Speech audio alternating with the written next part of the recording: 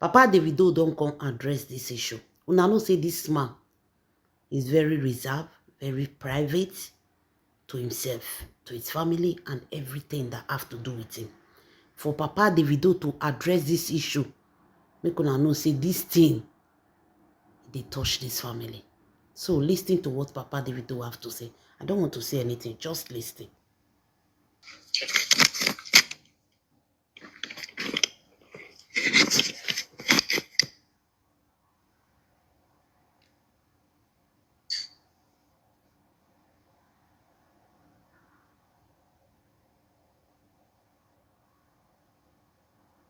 Okay, we'll start all over.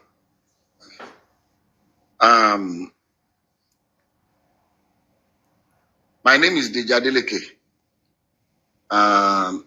You're all welcome to our home. I'm the father of I have 5 children, 3 boys and 2 girls. David Adeleke, that you all know as Davido, is the baby of my family, is the last born. And I'm calling this press conference. This is my ever first time of addressing the press. And for just one single reason. I'm not on the social media, but I'm sure those of you in the social media will have been inundated with all kinds of talks about almost every year this thing, keeps coming up regarding one little girl called Anulupo that lives in Ibadan. That Kemi has continually alleged that Kemi Olu lawyer has continually alleged that David is the father of the little girl. To start with, let me put it on record that I have 14 grandchildren. And I'll tell you the story about Anulupo and what has happened since I received a letter in 2014 from a lawyer in Ibadan alleging that my son David got somebody pregnant and abandoned the person with the child. And I'll tell you what the actions that I took immediately and what. But the reason why I call this conference, press conference, is for us to address. I'm not even sure if it's legal for someone to impersonate a minor. This Kemi Olu lawyer has been after my son David for many years. Everything she says about David is always negative, trying to put him in bad light, with the public. This that I'm about to read to you is what I received from the sister to Anu's mom that lives in Abuja. I'm not going to mention her name, but she's in communication with me. When this happened, she was the first, because I'm not in the social media. She saw the thing that was supposedly written by her niece, and then she sent this to me. Say, "Good afternoon, sir. So I hope your day is going well. I just saw this on a blog post. I just wanted to clarify that the account is not run by me, Ayo, or my mom. The account is run by Kemi Olu lawyer, whom we have cut ties with years ago. I really do not know why she keeps posting these things, knowing fully well that we are no longer in communication. We have reached out to her several times to stop posting anything about Anu. I'm sorry if this embarrasses your family in any way." And immediately I saw this, I called David. I said, "David, have you seen anything in the social media?" He said a lot of things, that this woman has started again. And I've always told David to ignore this woman, because someone that her own son, her own biological son, has come out to the general public to say that it disowns her, she's no more her mom, she's crazy, she's that. So if her own son can say that about her, why should we bother about what she says about David? That was why I've always told you, please just ignore her, and move on with your life. So when I received this, and I'm on YouTube, I've seen all kinds of things people have been saying, and I just said, look, maybe this might be a good time for me, as head of my family, to say our own side of this story. Like I said, I have 14 grandchildren. So what will one more do?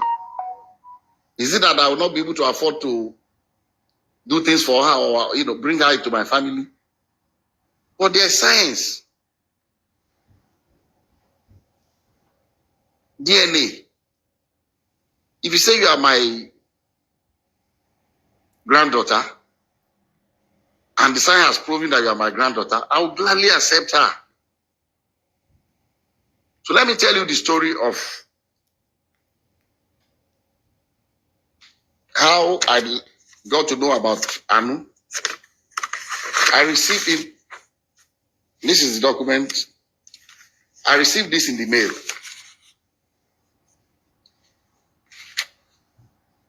Through DHL to my office. This is the DHL sent to me by Bandele A. Aiku and Co. from Ibadan in 2014 by DHL. And in the package, there are pictures of a little girl and pictures of David. I mean, they put David picture, with the little girl.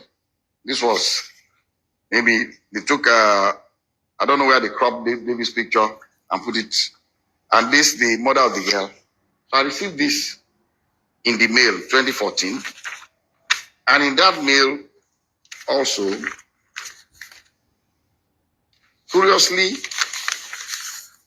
there was the birth certificate of the child. And what caught my attention was that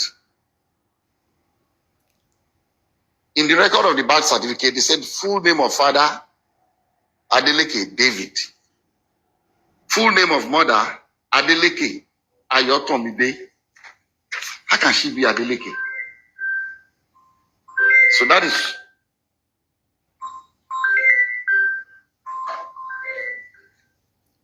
that caught my attention. And then also in that DHL package was this letter from the grandmother of Anu, with her telephone number. I'm going to still show everybody up close so you can see everything. And he wrote, "Dear sir, I know you and your family are in good health and your work is thriving well because the Lord has been good to you, so I do not expect otherwise. Sir, I'm a widow with 2 daughters. I lost my husband 13 years ago and have single-handedly raised both of them with the help of God, but still but it has been very challenging. Early last year, my eldest daughter, Ayotomide, informed me that your son, David Adeleke, was responsible for her pregnancy. Their meeting occurred when your son came to Ibadan for a show.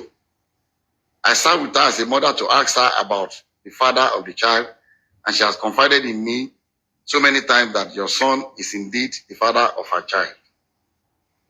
She put to bed on November 19, 2013, and gave birth to a baby girl. So I'm not trying in any way to extort you, but to ask that your son steps up for paternity test to confirm and take full responsibility of his daughter. I'm also not asking your son to marry her at all. Contained in this envelope are pictures of the baby and my daughter. So I know You are a God-fearing man, and I plead with you for the sake of the pain that the widow goes through to raise our children, that you give me a quick and favorable response. Thank you, and God bless you. Immediately I saw this letter, even before calling David, before telling David, about this, that I called this woman and I said, look, I've not spoken to my son yet, but I'm going to speak to him. But I'll suggest to you to give me your address in Ibadan. I'll send my driver to come and know where you live. But I can assure you that if this girl is my granddaughter, you have no problems with me. I'll welcome her into my family happily. She was happy. She gave me her address. I gave the address to my driver. My driver went to Ibadan the next day to know exactly where they live. And I told her that, look, the hospital that I use in Lekki here is an Indian hospital, Vadik Hospital. That's where I do my checkups and everything. And that I can ask the hospital to arrange for a DNA test.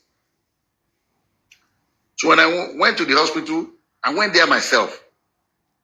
The hospital told me that they don't actually do the DNA test in-house. But there's a clinic that they partner with that they will invite to take samples of both the child and the father. But these samples will be sent to South Africa for analysis. A laboratory in South Africa, because it's not done in Nigeria. I don't think they have a lab in Nigeria that can do the DNA analysis. And I said, okay. And I called her, gave her the information that anytime they are ready, I'll send my driver to pick you up from Ibadan. So on the appointed day, I sent my driver to Ibadan very early. And my driver brought the mother of the child, the grandmother, and the baby. The three of them came. And because my driver knows Vadik Hospital, they came in. They were already there before I came in with. I asked David to come here and Lati, his aide. So David, myself, and Lati went and we met them at Vadik Hospital. We went upstairs and the Indian doctor said, you allow only David, myself, the grandma, the mother of the baby, and the child, and Lati can wait. So we're all in the same room. And he told us the procedure. It was not, I've read in the social media that they were drawing blood. It was not done by blood. It was from their saliva in their mouth. So they brought the thing and swapped David's and put it in the container and sealed it. Swapped the baby's own and sealed it. And they told us that these samples will be sent to South Africa for analysis. And then when it's ready, myself and the mom and the grandmother grandmother of the baby, signed that both of us will be the ones to receive the result. So when the result was ready, I called her. They said, Madam, they said the result is out. I'll send my driver to pick you up so that both of us, because they will not give it to one person. We've already signed that both of us will see the result. So we went and they opened the result before both of us. And, I'll read to you what, and I'm still going to show it to you. I'll show you all the other ones that we did also, but I can only show it to you, but I will not allow you to copy it because of one reason. Number one, it's very dangerous for someone's DNA profile to be in the public. Dangerous for David for one reason. Somebody can use it to frame him.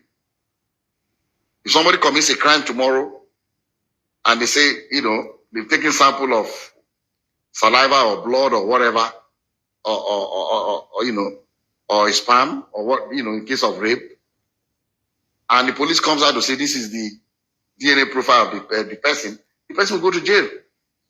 So I cannot share. I'll let you see it, but I will not allow you to copy his DNA. The portion that shows the result without the DNA profile, I'll show you can copy that. And at the same time also, I cannot legally share with you the DNA profile of that innocent little girl, Anu, because she's a minor and I don't have the permission of her parents to share her DNA. So we have to be very careful.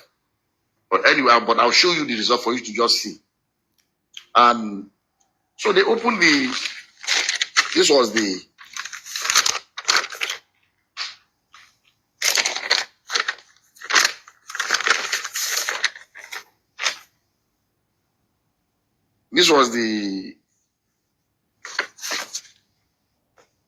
first DNA.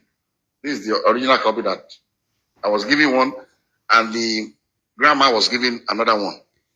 And at the end of the whole story, they wrote here that probability of paternity 0.00%. And the mom asked the lab guy that, what does this mean? He said, it means that David is not the father of this child. And she was really disappointed. She broke down. She was crying, the grandmother. And then, okay, I skip a point. When